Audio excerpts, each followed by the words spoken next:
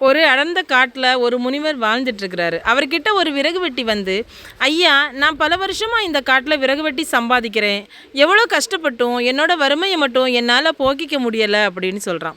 அதை கேட்ட அந்த முனிவரோ அவனோட வறுமையை பார்த்து மனம் இறங்கி அவனுக்கு அவருடைய பையில் இருந்து ஒரு சக்தி வாய்ந்த ஒரு கல்லை எடுத்து கொடுக்குறாரு. இந்த கல்லை வச்சு நீ எதை தொட்டாலும் அது தங்கமாக மாறிடும், ஆனால் அதுக்கு 3 நாள் தான் அவகாசம். 3ஆவது நாள் சூரிய அஸ்தமனம் ஆகிறப்போ இந்த கல் என் கைக்கு வந்துடணும்னு சொல்லி அந்த கல்லை கொடுக்குறாரு. இதை பார்த்த அந்த விறகு வெட்டிக்கு ரொம்ப சந்தோஷத்தில் வீட்டுக்கு போனவன் மறுநாள் காலையில் எழும்பி சரி இரும்பு வாங்கி அந்த இரும்பை நம்ம தங்கமாக மாற்றிடலாம் அப்படின்னு நினைக்கிறான்.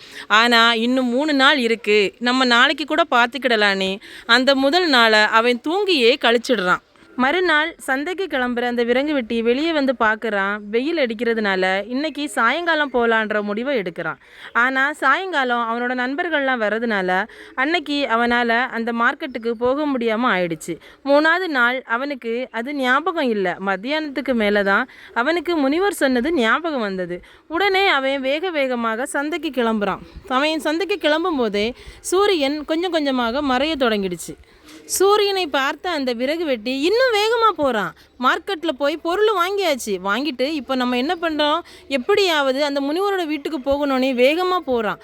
ஆனால் அவனோட கெட்ட நேரம், அவன் அங்கே போகும்போது சூரியன் ஃபுல்லாகவே மறைஞ்சிடுச்சு, நேரம் இருட்டிடுச்சு. அதனால் அந்த கல்லோட மகிமையும் குறைஞ்சி அந்த கல்லும் சாதாரண ஒரு கூழாங்கல்லாக மாறிடுச்சு.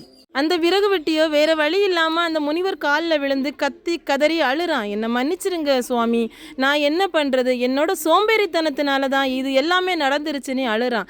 ஆனால் யாராலையும் எதுவுமே பண்ண முடியாது. காலம் பொன் போன்றது.